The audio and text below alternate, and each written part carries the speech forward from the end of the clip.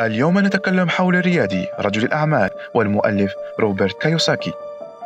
ولد روبرت كيوساكي بهيلو هاواي في 8 من آفريل سنة 1947.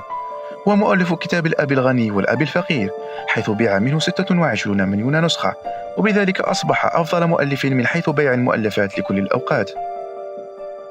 عرف بانتقاده اللاذع للنظام المالي العالمي وبنصائحه القيمة للمستثمرين الجدد.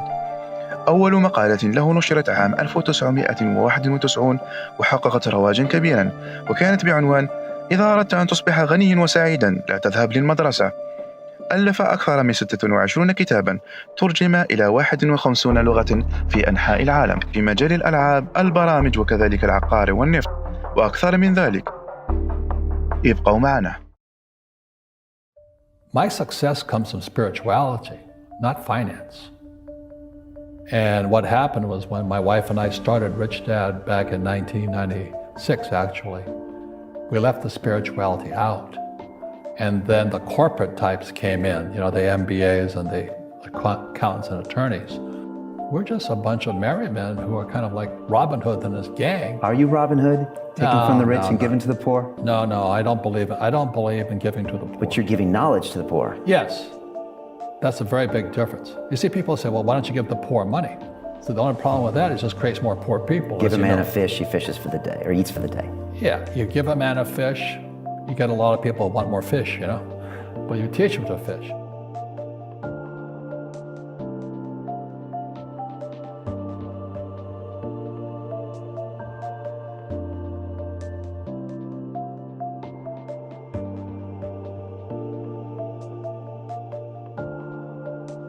This is the difference is an entrepreneur must know about money, or they're no longer entrepreneurs.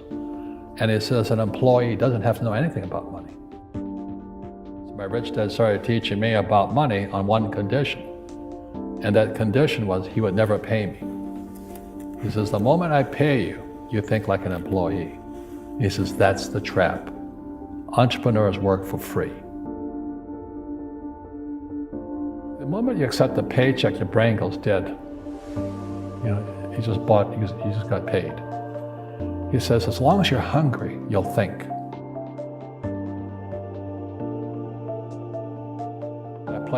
I play Monopoly in real life. I don't need a job. I don't have a retirement. Don't need a retirement. I don't want the government to take care of me. But I felt a social responsibility to teach. And that's what my rich dad did for me. Einstein said, imagination is more important than knowledge, but knowledge empowers imagination. And what most people lack is real business knowledge, like accounting, like debt, like taxes. You gotta know that stuff, but they don't teach it in school to anybody.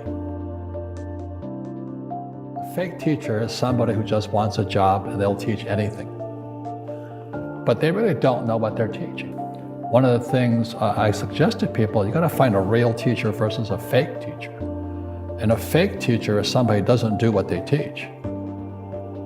And a real teacher is doing what they teach every day. So my accountants, my attorneys, they're in it every single day. And that's how I learn, because every day I'm solving problems in my business.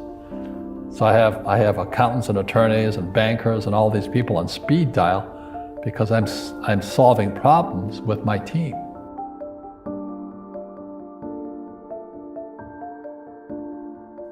My success comes from spirituality, not finance. And what happened was when my wife and I started Rich Dad back in 1996, actually, we left the spirituality out.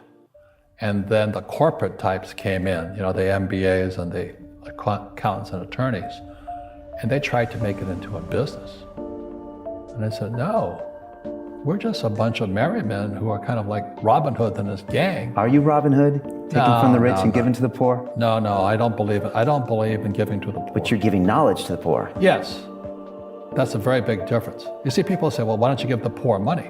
So the only problem with that is it just creates more poor people. Give a man a fish, he fishes for the day, or eats for the day. Yeah, you give a man a fish, you get a lot of people who want more fish, but you teach them to fish. Just don't tell people what you know. Right. Keep them poor.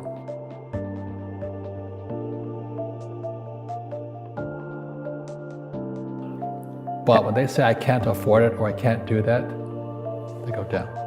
They become what they say. Poor people say I can't afford it, I can't do that, I don't have time. Because it's an escape.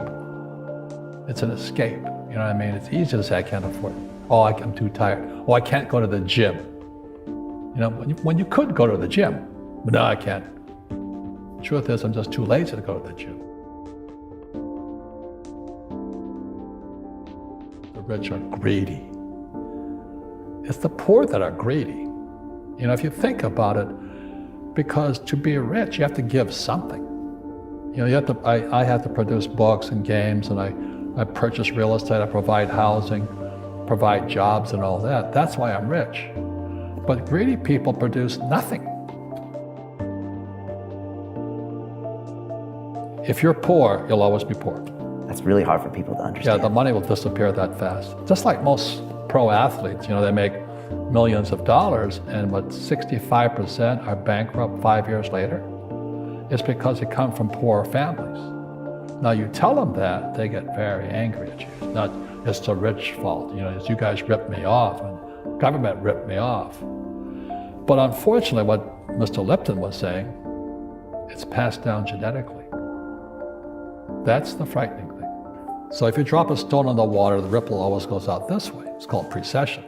Ephemeralization is our ability to do more with less. So you look at our cell phone now, it has more horsepower than the Sperry computer 50 years ago.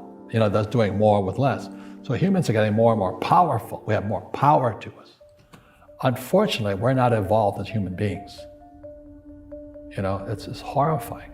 We're more antagonistic, more antisocial.